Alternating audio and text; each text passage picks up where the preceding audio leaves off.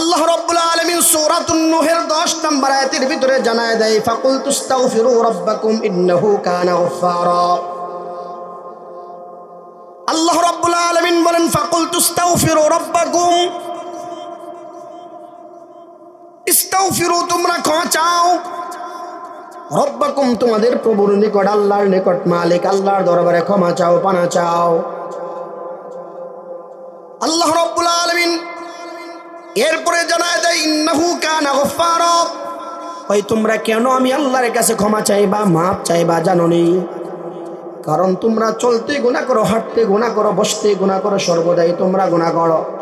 ওয়াজিল মাহফিলে এসে অনেক ভাই বন্ধু আছে, দুজন মিলে গল্প করে গীবত করে আসে না নাই? ভাইরা আমার, বন্ধুরা আমার, গভীর মনোযোগ দিয়ে কথাগুলো শুনলে সংক্ষিপ্ত সময়ে আপনারা অনেক কিছু উপলব্ধি করতে পারবেন। আল্লাহ রাব্বুল আলামিন জানায় দেয়, আল্লাহ তাআলা বলেন ইন্নাহু কানা গফফারা, নিশ্চয় নিশ্চয় আমি আল্লাহ ক্ষমাশীল, আমি আল্লাহর মতো ক্ষমাশীল কেউ নাই। ভাইরা আমার, বন্ধুরা আমার, পর্দার মা বোনেরা ও আমার বাবারা, গভীর মনোযোগ। আল্লাহ তাআলা জানায় দেয়, আল্লাহ বলেন আমি আল্লাহর মতো ক্ষমাশীল কেউ নাই, আমি আল্লাহ সবচাইতে দয়াময়। তোমার মা তোমারে ভালোবাসে, তোমার মা তোমারে দয়া করে, কিন্তু আমি আল্লাহর মতো না। কিন্তু পৃথিবীর সবাই তোমারে ভালোবাসে, কিন্তু আমি আল্লাহর মতো ভালোবাসে না। পৃথিবীর সবাই তোমারে দয়া দেখায়, তোমার বন্ধু তোমারে ভালোবাসে, দয়া দেখায়, আমি আল্লাহর দয়ার মতো না। এরে বাবা বন্ধুরা, এই জন্য আজকে গভীর মনোযোগ দিয়ে কথাগুলো শুনতে হবে। আল্লাহ তাআলা জানায় দেয় ইস্তাগফিরু রাব্বাকুম, তোমরা আমি রবের কাছে ক্ষমা চাও, পানা চাও। বান্দা তুমি কত গুনাহ করছো, পাহাড় পরিমাণ গুনাহ করছো রে বাবা। হে বাবা, তুমি চুল থেকে নখ থেকে মাথার চুল পর্যন্ত গুনাহ করছো। ও বান্দা, ডান হাতে তুমি গুনাহ করছো, বাম হাতে তুমি গুনাহ করছো, পা দিয়া তুমি গুনাহ করছো। ও বান্দা, তুমি চোখ দিয়া গুনাহ করছো, মুখ দিয়া গুনাহ করছো। এরে বাবা, জীবনে কত গুনাহ, একটা একটা গুনাহ বলে আমি শেষ করতে পারবো না। শুধু এতটুকুই বলি, আমরা যেখানে যাই সেখানে আমাদের গুনাহ হয়। আমরা ঘুমাইয়াও গুনাহ করি, না ঘুমাইয়াও গুনাহ করি। আমরা বিয়া কইরা গুনাহ করি, বিয়া না কইরা গুনাহ করি। আমরা সব জায়গায় গুনাহ করি, খেতে কাজ করি, এরপরও আমাদের গুনাহ হয়। ভাইরা আমার, বাবারা আমার, গভীর মনোযোগ সহকারে কথাগুলো শুনবেন। আল্লাহ তাআলা জানায় দেয়, যে সমস্ত মানুষ সর্বদা একটা আমল করবে, আমলের নাম হলো আস্তাগফিরুল্লাহ, ইস্তিগফার আমল করলে আল্লাহ তাআলা তার গুনাহগুলো ক্ষমা করিয়া দেয়। এক নাম্বার ফজিলত আল্লাহ তাআলা জানায় দেয়, এ বান্দা তুই কত গুনাহ করছো, এই গুনাহের জন্য একটা আমল করবা, আমলের নাম হলো আস্তাগফিরুল্লাহ। ইস্তিগফার করতে দেরি হয়, আমার আল্লাহ গুনাহগুলো ক্ষমা করতে দেরি করে না। আল্লাহ তাআলার পয়গম্বর জানায় দেয় আত্তাইবু মিনাজ যামবি কামান লা যামবা লা। আল্লাহর নবী, বিশ্ব নবী মুহাম্মদ আরবি সাল্লাল্লাহু আলাইহি ওয়াসাল্লাম বলেন, এ বান্দা তুমি যদি খাঁটি দিলে তওবা করো, তওবার মতো যদি তওবা হয়, আল্লাহ তাআলার পয়গম্বর বলেন, একটা মাসুম বাচ্চা মায়ের গর্ভ থেকে হওয়ার পর যেমনি ভাবে তার একটাও গুনাহ থাকে না, ছোট বাচ্চা জন্ম লাভ করার পরে যেমনি তার গুনাহ থাকে না, মানুষ যদি গুনাহ করবার পরে খাঁটি দিলে তওবা করে নেয় ইস্তিগফারের মাধ্যমে, আমার আল্লাহ তাআলার পয়গম্বর জানায় দেয়, ওই বান্দা খাঁটি দিলে তওবা করার কারণে কেমন জানি সে জীবনে একটা গুনাহ করে নাই। সুবহানাল্লাহ, কন্যা করো ভাই। ভাইরা আমার, একটু আওয়াজ দেয়া বলেন, গুনাহ ক্ষমা চাওয়ার দরকার আছে না নাই? আওয়াজ দেয় না সবাই, বলেন গুনাহগুলো ক্ষমা চাওয়ার দরকার আছে না নাই? গুনাহগুলো ক্ষমা চাইলে কি লাভ? আমার নবী, আপনার নবী মুহাম্মদ আরবি সাল্লাল্লাহু আলাইহি ওয়াসাল্লাম অন্য এক হাদিসের মধ্যে জানায় দেয়, মান লাজিমাল ইস্তিগফার জাআলাল্লাহু লাহু মিন কুল্লি দিকিম মাখরাজা ওয়া মিন কুল্লি হাম্মিন ফারাজা ওয়া রাযাকাহু মিন হাইসু লা ইয়াহতাসিব। ভাইরা আমার, বন্ধুরা আমার, পর্দার মা বোনেরা, গভীর মনোযোগ দিয়ে আলোচনা শুনলে আপনার ফায়দা হতে পারে রে মা। এরে বাবা, আপনার জীবনে বড় ফায়দা হতে পারে, গভীর মনোযোগ দিয়ে শুনবেন রে বাবা। আল্লাহ তাআলার পয়গম্বর বলেন মান লাজিমাল ইস্তিগফার জাআলাল্লাহু লাহু মিন কুল্লি দিকিম মাখরাজা। আল্লাহ তাআলা পয়গম্বর বলেন যে ব্যক্তি ইস্তিগফারকে লাজিম বানায় নেয়, আবশ্যক বানায় নেয়, আপন বানায় নেয়, নিজের বানায় নেয়, পয়গম্বর বলেন ওই ব্যক্তির তিনটা ফজিলত রয়েছে, ওই ব্যক্তির জন্য তিনটা ফায়দা, তিনটা পুরস্কার। কিন্তু আজকে বাবা লক্ষ্য করে দেখেন, আমার জীবনে আমরা সব কিছু আপন বানাইলাম, আমরা আমাদের বউকে আপন বানাইলাম, আমরা আমাদের ছেলেরা আপন বানাইলাম, আমরা আমাদের বাড়ি আপন বানাইলাম, আমরা আমাদের গাড়িকে আপন বানাইলাম, আমরা আমাদের সব কিছু আপন বানাইলাম, আমরা আমাদের দুনিয়া আপন বানাইলাম, আমরা আমাদের জমি আপন বানাইলাম, আমরা আমাদের খেত খাওয়ার আপন বানাইলাম, আমরা আমার নাতিদেরকে আপন বানাইলাম, আমরা আমাদের শরীরকে আপন বানাইলাম। যেই শরীর আমার আপনার বিরুদ্ধে সাক্ষী দিবে, ওই শরীরকে আমরা সারাদিন আমরা দেখা যায় বিভিন্ন সময় আমরা শরীরকে কত আদর করি, যত্ন করি, তেল পর্যন্ত মাখায়, আমরা শরীরকে বড় যত্ন নেই রে বাবা। এই জন্য বলি, যার পক্ষে তুমি এত কষ্ট করতেছো ওই শরীর কিন্তু কোনো দাম দিবে না রে বাবা, ওই শরীর দিয়ে কোনো কাজে আসবে না রে বাবা। যে ছেলের জন্য নামাজ ছেড়ে তুমি ছেলের জন্য খাটতেছো, ছেলেও কোনো কাজে আসবে না রে বাবা। যে বউয়ের জন্য সারাদিন সারা রাত তুমি নামাজ না পড়িয়া, ইবাদত না করিয়া, আল্লাহর বন্দেগী না করিয়া, যে বউয়ের জন্য তুমি এত কিছু করলা, বউ তোমার কাজে আসবে না রে বাবা। এরে বাবা শুধু তাই না, তুমি যে বাড়ির জন্য নিজের জীবন যৌবন শেষ করলো, ওই বাড়িও তোমার কাজে আসবে না। আজকে যদি এখন এই মুহূর্তে মারা যাও, এ বাবা তোমার 5 তলা বিল্ডিং এর মালিক তুমি, তোমার ঘরেও তোমাকে নেওয়া হবে না। কয়েকদিন আগে দেখলাম একজন মুরব্বী মারা গেল। এ বাবা মারা যাওয়ার পর খুব গভীর মনোযোগ, মাওনা চৌরাস্তা, এই লোক মারা যাওয়ার পর 5 তলা বিল্ডিং এর মালিক মারা যাওয়ার পর সবাই তাকে কাঁধে নিয়ে যখন যাচ্ছিল, বৃষ্টি আরম্ভ হয়ে যায়, সবাই বৃষ্টির মধ্যে লাশটা রেখে সবাই যার জির মতো সেই সুন্দর জায়গায় অবস্থান করলো। কিন্তু এই লাশটাকে কেউ সুন্দর জায়গায় রাখলো না, বৃষ্টি নিরাপদ জায়গায় রাখলো না। তাহলে কি বুঝলাম, দুনিয়াতে মৃত্যুবরণ করার পর এ বাবা বিল্ডিং থাকবে বিল্ডিং এর জায়গায়, বউ থাকবে বউর জায়গায়, ছেলে থাকবে ছেলের জায়গায়, সব কিছু আপন জায়গায় থাকবে, কিন্তু তোমার লাশটা পড়ে থাকবে আরেক জায়গায়। কোনোদিন তো দুইটা চোখ বন্ধ করে খেয়াল করে নাম, আমার কবরে যেতে হবে, একা একই থাকা লাগবে, কবরটা একা একই ঘর, এই ঘরের মধ্যে আমাকে একা একা ঘুমাইতে হবে, আমার বউ আমার সাথে থাকবে না, আমার ছেলেটা আমার সাথে থাকবে না। এই ভয় করে কোনোদিন ইস্তিগফার করলা না, কোনোদিন তওবা করলা না, কোনোদিন আল্লাহর ভয়ে তুমি ইবাদত বন্ধ করলা না। সব সময় টেনশন কার থেকে ধনী হওয়া যায়, সব সময় টেনশন কার থেকে বড়লোক হওয়া যায়। এরে বাবা একটু আওয়াজ দেয়া বলেন, আমাদের জীবনে টেনশন আছে না নাই? আওয়াজ দেয়া বলেন, বিপদ আপদ আছে না নাই? বাবার আমার গভীর মনোযোগ, আল্লাহ তাআলার পয়গম্বর বলেন মান লাজিমাল ইস্তিগফার, যে ব্যক্তি ইস্তিগফারকে লাজিম বানায় নেয়, যে ব্যক্তি ইস্তিগফারকে আপন বানায় নেয়, তার জন্য 3টা পুরস্কার। 1 নাম্বার পুরস্কার, জাআলাল্লাহু লাহু মিন কুল্লি দিকিম মাখরাজা। আমার আপনার পয়গম্বর মুহাম্মদ আরবি সাল্লাল্লাহু আলাইহি ওয়াসাল্লাম জানায় দেয়, যে ব্যক্তি ইস্তিগফারকে লাজিম বানায় নেয়, ইস্তিগফারকে আপন বানায় নেয়, এই বান্দা মনে রাখবেন তার জন্য 1 নাম্বার পুরস্কার, জাআলাল্লাহু লাহু মিন কুল্লি দিকিম মাখরাজা। বাবারা আমার, ভাইরা আমার, আওয়াজ দিয়ে বলেন, আমাদের জীবনে বিপদ আপদ আছে না নাই? কথা কয় না, কথা কয় না, বিপদ আপদ আছে না নাই? সংকীর্ণ পথ সংকীর্ণতা আছে না নাই? আল্লাহ তাআলার পয়গম্বর বলেন জাআলাল্লাহু লাহু মিন কুল্লি দিকিন মাখরাজা। এ বান্দা তুমি বেশি বেশি ইস্তিগফার করো, ইস্তিগফার করলে তোমার সংকীর্ণতা আল্লাহ দূর করে দিবেন। শুধু তাই না, এ বাবা তুমি মনে করো আমি ইস্তিগফার করে কি করব? এ বাবা মনে রাখবা, তুমি তো একদম সাধারণ একদম নগণ্য মানুষ, আমার মতো সাদ আব্দুল্লাহ তারাপুরি নগণ্য মানুষ। সাহাবায়ে কেরামদের মধ্য থেকে হযরত আবু হুরায়রা রাদিয়াল্লাহু তাআলা আনহু, তিনি তো একজন প্রখ্যাত সাহাবী, বিখ্যাত সাহাবী, বড় সাহাবী। তিনি প্রতিদিন হাদিস গবেষণা করতেন, হাদিস লিখতেন। তিনি দৈনন্দিন 12,000 বার ইস্তিগফার করতেন, একবার দুইবার না। আবু হুরায়রা দৈনন্দিন 12,000 বার ইস্তিগফার করতেন। এই বাবা কয়জন সাহাবীর নাম আমি নিব রে বাবা? হাজার হাজার সাহাবী আছে, ইস্তিগফার করতে করতে করতে করতে মারা যায়। আকাবির আসলাফ বুজুর্গ উলামায়ে কেরাম, এ বাবা আমি যার জুতা টানছি আহমদ শফি রহমাতুল্লাহ আলাইহি, তারে দেখলাম ছোট্ট একটা তসবিহ নিয়ে সারাদিন পড়তো আস্তাগফিরুল্লাহ।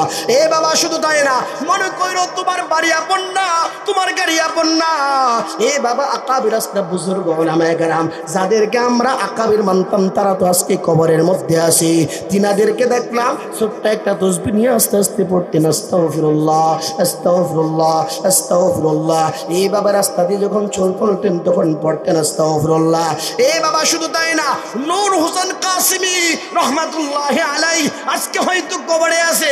আমার তো মনে হয় আল্লাহ তাআলা তাদের কবরটা বড় জান্নাতি বানায় দিয়েছেন, কারণ তাদের জীবনে বড় আকাবিরদের জীবনে বড় ইস্তিগফার ছিল, আকাবিরদের জীবনে বড় নামাজ ছিল, আকাবিরদের জীবনে কত সুন্দর ছিল। আমরা দুনিয়াতে গরুর মতো, ছাগলের মতো, আমরা হায়াওয়ানের মতো, কত কত হায়াওয়ান আছে নামাজ পড়ে না, কত কত হায়াওয়ান আছে তারা ঠিক মতো খায় না, রাতের বেলা ঘুমায়। অনেক হায়াওয়ান আছে খায় আর ঘুমায়, খায় আর ঘুমায়, তাদের কোনো কাজ নাই। আমরা কিছু কিছু মানুষ আছি খাওয়ার জন্য সারাদিন নামাজ ছাড়িয়া ঘুরি, রাতের বেলায় হায়াওয়ান পশু পাখির মতো ঘুমায়। এরে বাবা, এই যে আমাদের জিন্দগি, এই জিন্দগিতে কোনো বন্দেগি নাই, এই বন্দেগি না থাকলে জীবনে কোনো ফায়দা নাই। এরে বাবা, এই জন্য বলি বেশি বেশি ইস্তিগফার করলে আল্লাহ খুশি হয়। 1 নম্বর পুরস্কার, নবী বলেন যদি কোনো মানুষ বিপদের মধ্যে থাকে, ইস্তিগফারের মাধ্যমে আল্লাহ তাআলা তার বিপদ আপদ দূর করিয়া দেয়। 2 নম্বর পুরস্কার, নবী বলেন মিন ওয়া মিন কুল্লি হাম্মিন ফরজা। আল্লাহ তাআলার পয়গম্বর জানায় দেয় যে বান্দা বান্দি বেশি বেশি বেশি বেশি ইস্তিগফার করবে, তার জন্য 2 নম্বর পুরস্কার হলো ওই বান্দা জীবনে যত বিপদের মধ্যে থাকবে, টেনশনের মধ্যে থাকবে, এই বাবা একটা আওয়াজ দেয়া বলেন আমাদের জীবনে চলতে ফিরতে টেনশন আছে না নাই? এরে বাবা, টেনশন থেকে বাঁচতে চাও, টেনশনের জন্য পানি পড়া খাও, টেনশনের জন্য বড়ি খাও। এরে বাবা, না কিছুই খাওয়া লাগবে না, আব্দুর রহমান হাফিজের কাছে পানি পড়ার জন্য দৌড়ানো লাগবে না। এরে বাবা, আব্দুল হকের কাছে পানি পড়া তাবিজের জন্য যাওয়া লাগবে না। ছোট্ট একটা আমল করলে টেনশন আল্লাহ দূর করবেন। আমলটার নাম হলো আস্তাগফিরুল্লাহ। আল্লাহ তাআলার পয়গম্বর বলেন ওয়া মিন কুল্লি হাম্মিন ফরজা। আল্লাহ তাআলার পয়গম্বর বলেন যে বান্দা বান্দি বেশি বেশি বেশি বেশি বেশি বেশি অগণিত অসংখ্যবার ইস্তিগফার পড়বে, আল্লাহ তাআলার পয়গম্বর বলেন ওয়া মিন কুল্লি হাম্মিন ফরজা, আসমান থেকে আল্লাহ তাআলা ওই বান্দা বান্দির টেনশন দূর করিয়া দিবে। সুবহানাল্লাহ। দেখে না, আরো আসতে কোন, আরো আসতে, ফেরেশতা শুনে ফেললে গুনাহ হইব। জোরে পড়েন সুবহানাল্লাহ। ভাইরা আমার, বন্ধুরা আমার, 3 নম্বর পুরস্কার আল্লাহ তাআলা পয়গম্বর জানায় দেয় ওয়ারাযাকাহু মিন হাইসু লা ইয়াহতাসিব। আল্লাহ তাআলার পয়গম্বর বলেন যে বান্দা বান্দি বেশি বেশি বেশি বেশি ইস্তিগফার করবে তার জন্য 3 নম্বর পুরস্কার আল্লাহ তাআলার পয়গম্বর জানায় দেয় এ বান্দা তুমি রিজিকের জন্য ভ্যান চালাও, রিজিকের জন্য সাইকেল চালাও, রিজিকের জন্য তুমি অটো চালাও, রিজিকের জন্য সিএনজি চালাও, রিজিকের জন্য ট্রাক চালাও, রিজিকের জন্য ক্ষেত লাগাও, রিজিকের জন্য বিল্ডিং বানাও, রিজিকের জন্য সৌদি যাও, রিজিকের জন্য কাতার যাও, রিজিকের জন্য দুবাই যাও, রিজিকের জন্য ইউরোপ যাও, রিজিকের জন্য তুমি আমেরিকা যাও, রিজিকের জন্য ইতালি যাও। এ বান্দা কয়টা রাষ্ট্রের নাম বলবো? সৌদি আরবে বিভিন্ন সময় দেখা যায় মানুষ কামায় রুজির জন্য যায়, কিন্তু দেখা যায় ওই দেশে অনেক সময় না খেয়ে বসে থাকে, আছে না নাই? কথা কয় না, কথা কয় না, আছে না নাই? ওই যে রিজিকের জন্য গেলা, কিন্তু তোমার নিজেরই রিজিক নাই, আছে না নাই? এই রিজিকের জন্য কই গেছে? সৌদি গেছে, কিন্তু নিজের রিজিক নাই। আমার এলাকায় কয়েকদিন আগে শুনলাম অমুক বিদেশ গেছে, নিজের খাওয়ার নাই, বাড়ির থেকে টাকা পাঠাইলে খাইতে পারে, না হইলে খাইতে পারে না, আছে না নাই? তাহলে কি বুঝলাম? এরে বাবা, রিজিকের জন্য তুমি দৌড়াও, ওই রিজিক তোমার কপালে যদি না থাকে, আল্লাহ যদি না দেয়, এরে বান্দা তুমি সৌদি না অন্য অন্য রাষ্ট্রে গেলেও তোমার কোনো কাজে লাগবে না, ইতালি গেলেও কাজে লাগবে না। এ বাবা, এই জন্য বলে একটা আমল করবেন, ওই আমল করলে রিজিকের জন্য দৌড়ানো লাগবে না। এরে বাবা, রিজিকের জন্য যেই দেশে তুমি যাও কোনো সমস্যা নাই, বাড়িতে বসে থাকলো আল্লাহ রিজিক দেয়। আল্লাহ পাগলকে খাওয়ায়, আল্লাহ তাআলা ছাগলকে খাওয়ায়, গরুকে খাওয়ায়, সব প্রাণীরা আল্লাহ খাওয়ায়। কয়েকদিন আগে যখন ঢাকা থেকে আসতেছিলাম দেখলাম একটা পাগল সুন্দর সুন্দর বিরিয়ানি খায়, বিরিয়ানি খায় সুন্দর সুন্দর নিঃশ্বাস ছাড়ে। আমি বললাম কোথায় পায়লা? এই পাগল বলে হোটেল থেকে আমাকে দামি একটা বিরিয়ানি দিয়ে দিল। এরে বাবা মনে রাখবেন, পাগল পর্যন্ত না খেয়ে থাকে না। আপনি আলু ভর্তা মাছ ভর্তা খান, পাগল বিরিয়ানি খায়, ইতিহাস আছে না নাই? এরে বাবা এই জন্য বলবো, রিজিকের জন্য তাওয়াক্কুল যদি আল্লাহর প্রতি থাকে, আল্লাহ কাউকে না খাওয়ায় রাখে না। এই জন্য বাবা গভীর মনোযোগ, একটু ছোট্ট উদাহরণের মাধ্যমে বুঝাইতে চাই। আপনারা আমরা যদি সবাই একটা আমল করতে পারি, আমলের নাম হলো আস্তাগফিরুল্লাহ, আস্তাগফিরুল্লাহ, আস্তাগফিরুল্লাহ।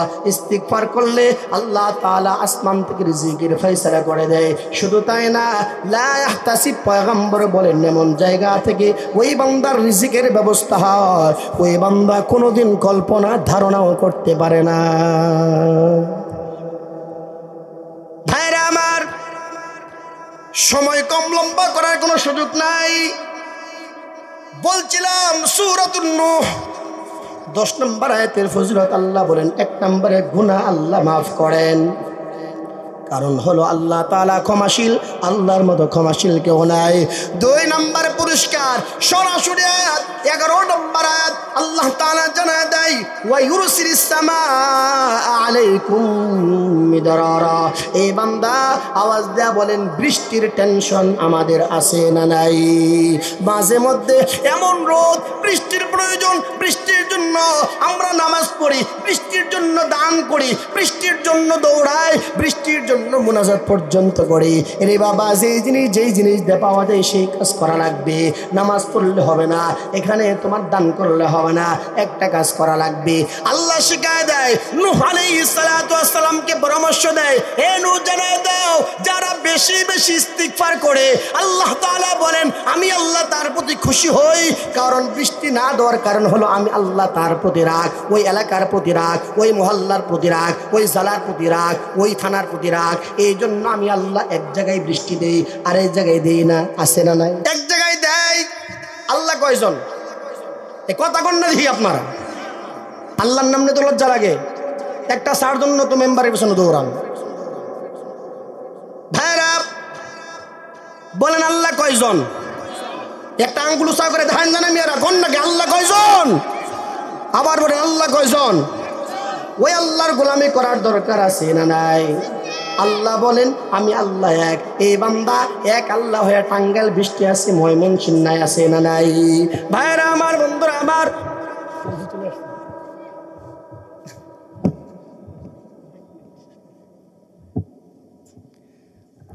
আসলে সেই হুজুরের সাথে মাঝে মধ্যে সাক্ষাৎ হয়ে যায়। হুজুর অনেক বড় মানুষ, আমি কথাবার্তা বলতে পারি না কিছু না।